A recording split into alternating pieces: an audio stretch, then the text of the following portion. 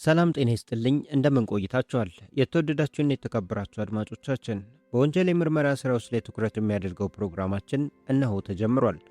እስከ ፕሮግራማችን ፍጻሜ አብራችሁን እንድትቆዩ በአክብሮት ጋብዛለሁ። ለዛሬ ያዝነው የወንጀል ታሪካችን ርዕስ የተከዳሽ ነፍስ ይሰኛል።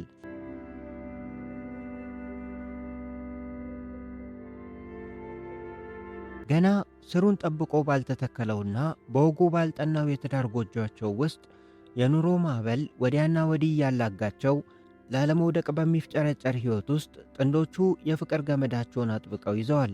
ዛሬን እንዴት እናልፈዋለን የሚለው ሐሳብ የየዕለት ጭንቀታቸው ቢሆንም ከራሳቸው በላይ ግን የልጆቻቸው የነገ ዕጣ ፈንታ እረፍት ይነሳቸዋል። በአባወራው ጫንቃ ላይ የተጫነው የኑሮ ቀንበር እጅግ ከባድ ነው። ላቡን ጠብ አድርጎ አጥንቱን ከስከስ አድርጎ ይዞት የሚገባው ጥቂት ሳንቲም ጨካኙን የቤት ክራይ ጉሮሮ ከማርጠፍ አልፎ የቤቱን ማዕድ አሙቆ አያውቅም።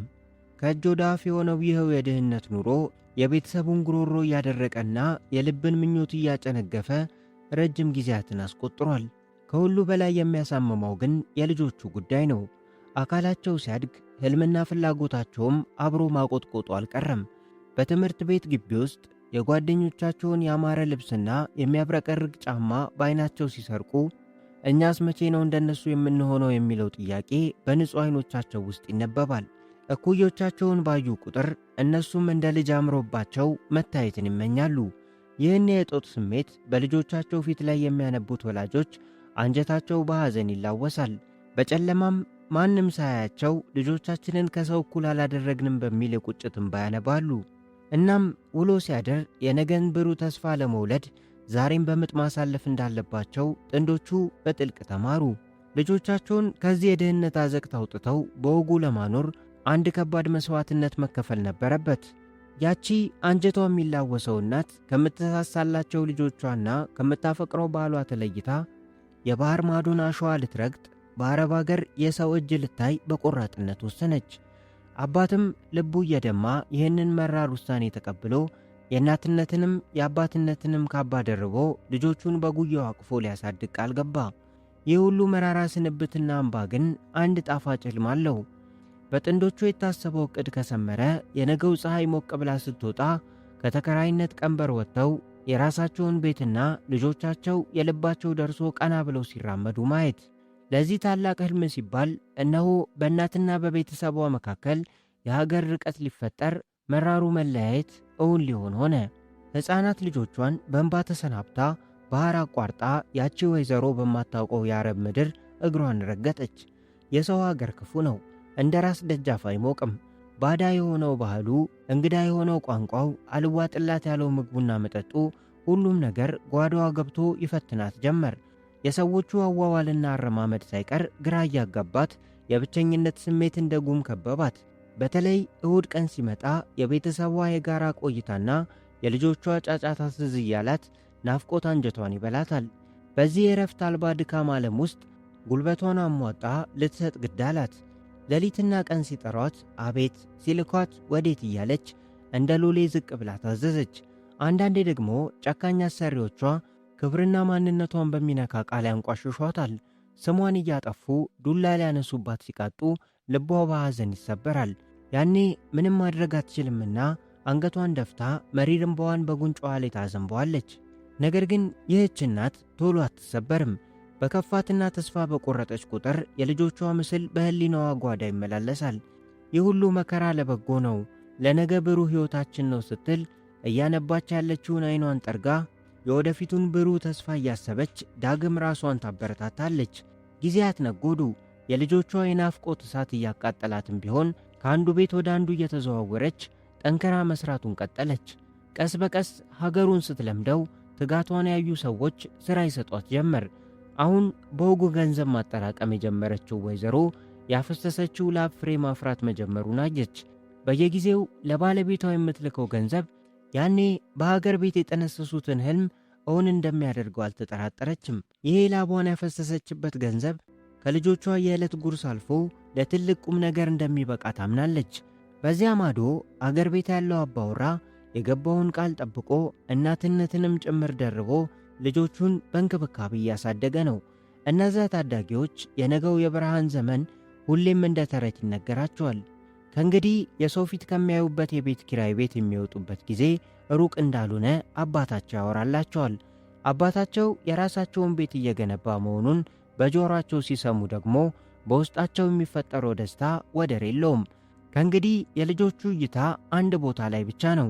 እናታቸው ከስደት በሰላም ተመልሳ ሁሉም በአንድ ጣሪያ ስር በገዛ ቤታቸው ያለምንም ስጋት በደስታ የሚኖሩበትን ያንን ደማቅ ቀን በናፍቆት ይጠባበቃሉ። ዓመታት ነጎዱ። ያቺ ብርቱ እናት በሰው ሀገር ባሳለፈችው የትዕግሥት ዓመታት ክፉውንም ደጉንም አይታለች።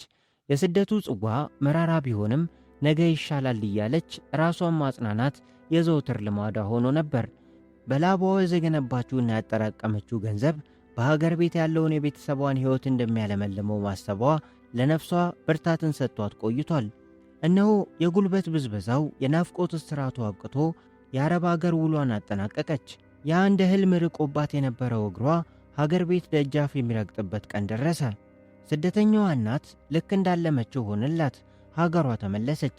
ያኔ ጥላቸው ስትሄድ ሕፃናት የነበሩትና የእናት ፍቅር የተራቡት ልጆች እቅፏ ውስጥ ገብተው በእንባ እየታጠቡ የዓመታት ናፍቆታቸውን ተወጡ። ደስታው ወደር አልነበረውም። አባወሮም ፈገግታው ደምቆ የእንኳን ያደረሳችሁ ጠያቂዎቹን ሲቀበልና ሲሸኝ ሰነበተ። ቤቱ በስጦታ ተንበሸበሸ። ሳቅና ጨዋታ፣ ደስታና ፈንጠዝያው ቤቱን አደመቀው። የናፍቆትና የስንብቱ እንባ በደስታ ቀናት ተቆጠሩ። ያ የናፍቆት ጊዜም ተጠናቀቀ። ነገር ግን ይሄ የደስታ ጫጉላ ብዙም አልዘለቀም። የጠያቂው እግር በረድ ሲል ጥንዶቹ የነገን ኑሮ ለመምከር ፊት ለፊት ተቀመጡ። የእናትየው ልብ ጓጉቷል። የላብ ፍሬያዋ የሆነውን ያን ያህል ዓመት የላከችውን ገንዘብ ውጤት ለማየት ቸኩላለች። ባሏ እየሠራሁት ነው ሲላት የነበረውን ያን የሕልም መኖሪያ ቤት ሄዳ ለመጎብኘት ቋምጣለች። አባወራው ግን ከሚስቱ አጠገብ ተቀምጦ ጥያቄዋን ሊመልስ ሲሞክር አንደበቱ ተሳሰረ። የክህደት ላብ አጠመቀው። ድባቡ ተቀየረ። በደስታ ሲፈነጥቅ የነበረው ቤት በከባድ ጭቅጭቅ ተናወጠ። በመጨረሻም ያ የደበቀው መሪር እውነት ከአፉ ወጣ። ሚስት ጆሮዋን ማመን አቃታት። ባሏ የሚነግራት እውነት እንደ መብረቅ አናቷ ላይ ወደቀባት። ከእንቅልፏ ሰዓት ቀንሳ የሰው ፊት አይታና ክብሯን ዝቅ አድርጋ የላከችው ያ ሁሉ ገንዘብ እንደ ጉም በኖ መጥፋቱን፣ በከንቱ መባከኑን ስትሰማ አንጀቷ ተቃጠለ። ተሰርቷል የተባለው ቤት በመሬት ላይ የሌለ ባዶ የውሸት ቃል መሆኑን ስታውቅ ደግሞ ሐዘናዋ ጣሪያ ነካ። ልቧ በሐዘን ጦር ተወጋ። ይህ ክህደት የሕይወቷ አጋር የልጆቿ አባት በእሷና በልጆቿ ላይ የፈጸመው ይህ በደል ከአቅሟ በላይ ሆነባት። በሰው ሀገር ተንከራታ በባዳ ሀገር ላቧን አፍሳ ያፈራችውን ገንዘብ እንዲህ በግፍ መነጠቋ፣ ሕልሟ ሁሉ ገደል መግባቱ እጅግ አሳዘናት። ያቺ በሰው ሀገር መከራ ያልተበገረችው ብርቱ ሴት በገዛ በኋላ ክህደት ክፉኛ ተሰበረች። ተስፋ የሞሉ ዓይኖቿ የለቅሶ ምንጭ ሆኑ። ምን ዋጋ አለው እያለች ጠዋት ማታ በሐዘን ተብሰለሰለች። መላው ጠፋት። በመጨረሻም ያቺ አንጀተ ርኅሩህ እናት አንገቷን ደፍታ ይህን መሪር እውነት ከመቀበልና የሕይወትን ሸክም ዳግም ከመሸከም ውጪ ሌላ ምንም ምርጫ አልነበራትም። የተከዳውና የቆሰለው የትዳር ጓዳቸው ዛሬም ባነከሰ እግሩ መጎተቱን አላቆመም። ያ ሁሉ የዓመታት የውጭ አገር ልፋት በአሸዋ ላይ እንደፈሰሰ ውሃ ከንቱ የቀራባት ያቺ ምስኪን እናት ዛሬም ካልወጡበት የኪራይ ቤት አዘቅት ውስጥ ሆና ለልጆቿ ነፍስ ደፋ ቀና ትላለች። እንዴት ብዬ ቤቴን ላፍርስ? ልጆቼንስ እንዴት አድርጌ ያላባት ላሳድግ? እንዴት ብዬ ቤቴንስ ላፍርስ በሚል አንጀቷ እያረረ የባሏን ክፉ በደልና ክህደት ጥርሷን ነክሳ ችለዋለች። ቤቱ ግን ሰላም ርቆታል። የፍቅርና የእረፍት ዙፋን መሆን የነበረበት ማደሪያቸው የጭቅጭቅና የንትርክ አውድማ ሆኖ ያድራል። የቤቱ አባወራ የፈጸመው ከባድ በደል አሳፍሮት አንገቱን ከመድፋት ይልቅ ጭራሽ በየሰበቡ ጠብ ይጭራል። የህሊና ወቀሳውን በመጠጥ ይደብቅ ይመስል ራሱን አደንዝዞ በውድቅት ሌሊት እየተንገዳገደ በመጣ ቁጥር እሪታውንና ስድቡን ያቀልጠዋል። የጩኸቱ ማዕበል ከቤታቸው ጠባብ ግድግዳ አልፎ የግቢውን ሰላም ክፉኛ ይነሳል። ጎረቤቶች የዚህን ሰካራም ጩኸትና አምባጓሮ ለረጅም ጊዜ በዝምታ ቢታገሱም አልፎ አልፎ ትዕግስታቸው ተሟጦ አረተው በቃ ብለው ሊገላግሉ ሲሞክሩ ነገሩ ይብስበታል። አፉን ከፍቶ ስድቡን እንደ ዝናብ እያወረደ ምን አገባችሁ የራሴው ኑሮ ነው እያለ ያንባርቀባቸዋል። የዚህ ሁሉ መከራ ምስክር የሆኑት ደግሞ የቤቱ ባለቤት ወይም አከራይ ናቸው። በዕድሜ ጠና ያሉት እኚህ እናት ከግቢው ነዋሪ ሁሉ ጋር በፍቅር የሚኖሩ የሰውን ሕመም የሚረዱ ትልቅ አዛውንት ናቸው። የጥንዶቹ ኑሮ የትዳር ሳይሆን የሲኦል መሆኑን ያቺ ሚስት ሰላም እንዳጣች በሚገባ ያውቃሉ። በተለይ የወይዘሮዋን ብስጭት፣ የከንቱ ልፋቷን ቁስልና የልብ ስብራቷን ሲያዩ አንጀታቸው ይላወሳል። ከጎኗ ሆነው ሊያጽናኗትና ሊመክሯት ይሞክራሉ። ለአባወራው ሚስት ደግሞ እኚህ አከራይ አዛውንት እንደ መላእክት የተላኩላት ትልቅ የልብ መጽናኛዋ ናቸው። የልቧን ቁስል የውስጧን ብሶት አውጥታ ስትነግራቸው ትከሻዋ ላይ ከተጫነው የከበደ ሸክም ላይ ቀለል ይላታል። ያሳለፈችውን የአረብ አገር ስቃይ፣ ያን ሁሉ መሥዋዕትነት የከፈለችለትን የባሏን ክህደት፣ እንዲሁም የዛሬውን አሳረኛ ኑሮዋን እንባዋን እያፈሰሰች ምንም ሳትደብቅ ታወያያቸዋለች።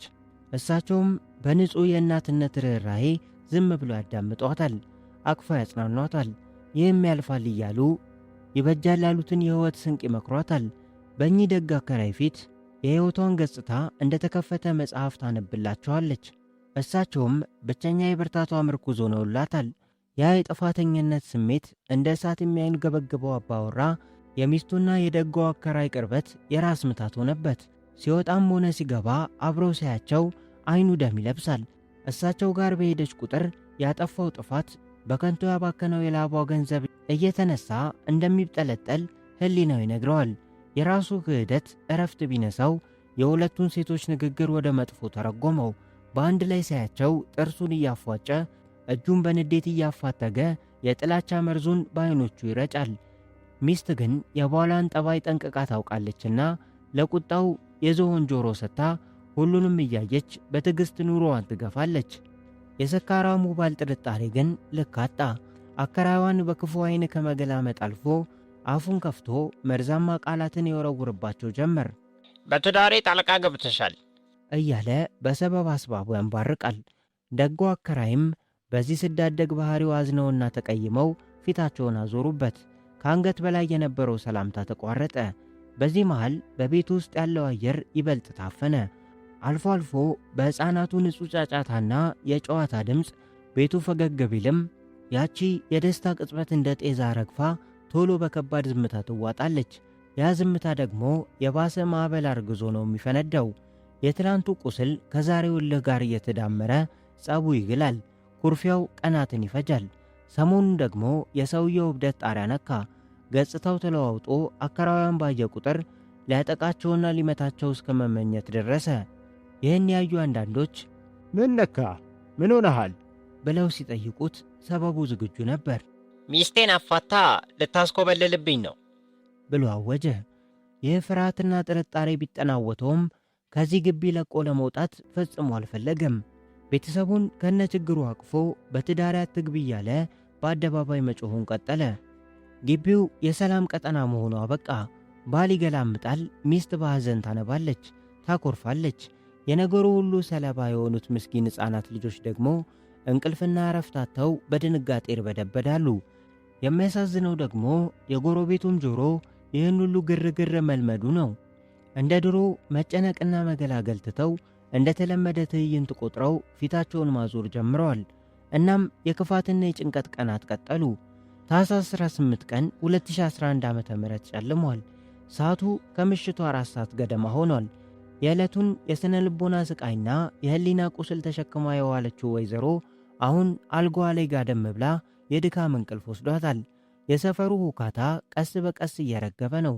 የግቢው ነዋሪዎችም በየተራ በራቸውን እየቆለፉ ወደ የማደሪያቸው አፈግፍገዋል። አካባቢውን የዋጠውን ከባድ ዝምታ አልፎ አልፎ የሚሰማው የውሾች ጩኸት ብቻ ይሰነጥቀዋል። በዚህ ድቅድቅ ምሽት ግን አንድ ሰው አሁንም ወደ ማደሪያው አልገባም። የቤቱ ተከራይ በቀለ በመጠጥ የናወዘ አካሉን እየጎተተ ጨለማውን ሰንጥቆ ወደ ሰፈሩ እየተቃረበ ነው። አልፎ አልፎ እርምጃውን ገታ እያደረገ በአእምሮ ውስጥ የሚያሰላስለው አንዳች ክፉ ሐሳብ አለ። ከሚንቀጠቀጠው ከንፈሩ እንደተለመደው እርግማንና መርዛማ ስድብ እንደ ጅረት ይፈሳል። የሚንገዳገደው እግሩ የግቢውን በር አልፎ መኖሪያ ቤቱ ሲደርስ በሩን ገፍቶ ወደ ውስጥ ዘለቀ። ሚስቱ ሁለቱን ንጹሐን ልጆቿን በጉያው አቅፋ በከባድ እንቅልፍ ውስጥ ነች። ሰክሮና አምሽቶ በመጣ ቁጥር የሚያየው የተለመደ ትዕይንት ቢሆንም ዛሬ ግን አይኖቹ በክፋት ተሞልተው አተኩሮ ይመለከታቸው ጀመር። የአንደኛውን ልጅ ስም ተጣራ። ምንም መልስ የለም። ሁሉም በድካም ተሞልተው በእንቅልፍ ዓለም ውስጥ ናቸው። አንዳች ነገር እያጉረመረመ በንዴት ጥርሱን አፏጨ። ወደ ውጪ መልሶ ከመውጣቱ በፊት ግን ድንገት ወደ ጓዳ ተንደርድሮ አንዳች ነገር መፈለግ ጀመረ። ወዲያው አጋንንት ያደረባቸው አይኖቹ የፈለጉትን አገኙ። ጥቁር እጀታ ያለው ስለታም ቢላዋ ከነበረበት አንስቶ በእጁ አጥብቆ ጨበጠው። ሞት ያረገዘውን ያን ቢላዋ ይዞ በፍጥነት ከቤት ወጣ። ሽንት የመሽናት ሰበብ አድርጎ ወደ አጥሩ ስር ቢጠጋም አይኖቹ ግን እረፍት አጥተው በጨለማ ውስጥ ይግበዘበዛሉ። ጭር ባለው ግቢ ውስጥ አንዳች ኢላማ እንደሚፈልግ አዳኝ አንገቱን ወዲያና ወዲህ እያዞረ መቃኘቱን አላቆመም። ልክ በዚህ የጥፋት ሰዓት የቤቱ ባለቤት ደጎ አከራይ ከውጭ ወደ ግቢው ዘለቁ። በዚያ ሰዓት አንድ ሰው አጥራቸውን ተጠግቶ ሽንቱን ሲሸና ሲያዩ የቁጣ ስሜት አናታቸው ላይ ወጣ። ነገሩ ነውር መሆኑን በመግለጽ በብስጭት ሊቆጡትና ሊዘልፉት ቃል ከአፋቸው ማውጣት ጀመሩ። ነገር ግን የጀመሩትን ቃል ሳይጨርሱ ያ ሰው ፊቱን አዞረ። ተፋጠጡ። በጨለማ ውስጥ ያዩት ፊት የሰካራሙ በቀለ መሆኑንና አይኖቹ ፈጠው በእጁ ያን የሚያብረቀርቅ ቢላዋ አጥብቆ መጨበጡን ሲያዩ የሞቀው ደማቸው በአንዴ በበረዶ ተመታ። በከባድ ድንጋጤ ተውጠው ንግግራቸው በአፋቸው ውስጥ ተቀጭቶ እግሮቻቸው እየተብረከረኩ በፍርሃት ወደ ኋላ ፈገፈጉ። አረመኔው በቀለ የሴትዮዋን የድንጋጤ ገጽታ ሲያይ የክፋት መንፈሱ ይበልጥ ተነሳ። መፍራታቸው ያለ ምክንያት እንዳልሆነ የሰከረ አእምሮ ነገረው። እግሮቻቸው ሲብረከረኩ እያየ እንደ አውሬ እየተጣደፈ ወደ እነሱ አመራ። አምልጠው ወደ ቤታቸው እንዳይገቡ መንገዳቸውን ዘግቶ ከፊታቸው ድቅን አለ። በዚያ በጨለማ ውስጥም ቢሆን በእጁ የጨበጠውን ያን የሚያብረቀርቅ የሞት መላእክተኛ ቢላዩት። ይህኔ ድንጋጤያቸው ከአቅማቸው በላይ ሆነና ተደናቅፈው መሬት ላይ ወደቁ። ከወደቁበት ለመነሳት እንኳን አቅም አጡ። እሱ ግን ቅንጣት ታክል ርኅራኄ አልነበረውም። አጠገባቸው ደርሶ ልብሳቸውን አጥብቆ በመያዝ አንገታቸውን አነቃቸው። አፍጥጦ ሲመለከታቸው አእምሮ ውስጥ ሲብላላ የቆየው የክፋት ድምፅ ፈጽሞ እያለ ገፋፋው። ያን አጋንንታዊ እርምጃውን ለማቆም አንዳችም ነገር አላገደውም። እሪ ብለው የድረሱልኝ ጥሪ ለማሰማት አፋቸውን ከመክፈታቸው በፊት አረመኔው በቀለ ጨለማውን ሰንጥቆ ያንን ስለታማ ቢላዋ በጆሮአቸው በትከሻቸውና በጀርባቸው ላይ ደጋግሞ ሰካው። የጣር ጮታቸው ግቢውን አቀለጠው። በደም ተነክረው በጀርባቸው ተዘረሩ። ብዙም ሳይቆይ የፖሊስ የሳይረን ድምፅ የሰፈሩን ጸጥታ አደፈረሰው። ከእንቅልፉ በድንጋጤ የነቃው መንደርተኛ በደም የተነከሩትን ምስኪን አከራይ በፍጥነት ወደ ሐኪም ቤት አድርሶ ግቢ ውስጥ በድንጋጤ ተሰብስበው ያወራሉ። ወንጀሉ በተፈጸመበት ስፍራ የደረሱት የምርመራ ፖሊስ ምክትል ሳጅን ቢንያም ጉዳዩን ለማጥራት የወንጀለኛው ሚስት የሆነችውን መስኪኗን ወይዘሮና ሌሎች ጎረቤቶቹን ጠርተው ምርመራ ጀመሩ። ነገር ግን ገና ምርመራው እንደተጀመረ ያቺ ልብ ሰባሪ መርዶ ከሆስፒታል ተሰማች። ምንም ያላጠፉት ለሰው አዛኝ የነበሩት ደጎ አከራይ በደረሰባቸው ከባድ የቢላዋ መወጋት ምክንያት ሕይወታቸው አለፈ። ይህን የሰማው የፖሊስ ቡድን ወንጀሉን ፈጽሞ በጨለማ የተሰወረውን በቀለን ለማደን ተሰማራ። የፍትህ እጅ አጭር አይደለችምና ነፍሰ ገዳዩ ብዙም ሳይርቅ በፖሊስ ቁጥጥር ስር ዋለ። በጣቢያም ወንጀሉን ስለመፈጸሙ ቃሉን ሰጠ። ጊዜው ነጎደ። ሐምሌ 22 ቀን 2011 ዓ.ም ሆነ። በፌዴራል ከፍተኛው ፍርድ ቤት ልደታ ምድብ ችሎት የፍትህ ሚዛን ቀጥ ብሎ ቆሟል። በተከሳሽ በቀለ ላይ የመጨረሻውን የፍርድ ውሳኔ ለማሳለፍ ዳኞች በችሎቱ ተሰይመዋል። አቃቤ ሕግ ባቀረበው የሰውና የሰነድ ማስረጃ እንዲሁም በፖሊስ በተጠናከረ የምርመራ መዝገብ የግለሰቡ አረመናዊ የነፍስ ማጥፋት ወንጀልና ጥፋተኝነት በማያሻማ ሁኔታ ተረጋገጠ። ፍርድ ቤቱም የድርጊቱን አሰቃቂነትና የቀረበበትን ማስረጃ መርምሮ ተከሳሽ በቀለ እጁ በፖሊስ ከተያዘበት ቀን ጀምሮ በሚታሰብ የ18 ዓመት ጽኑ እስራት እንዲቀጣ ሲል የማያዳግም የፍርድ ውሳኔ አስተላለፈ። ውድና የተከበራችሁ አድማጮቻችን ይህንን ልብ ሰባሪ እውነተኛ የወንጀል ታሪክ ከጅምሩ እስከ ፍጻሜው አብራችሁን ሆናችሁ ስለተከታተላችሁ ከልብ እናመሰግናለን። ለዛሬ ያዘጋጀነው የወንጀል ምርመራ ፕሮግራማችን በዚህ ተጠናቋል። በቀጣይ በሌላ የወንጀል ታሪክ እስከምንገናኝ ድረስ ቸር ቆዩ።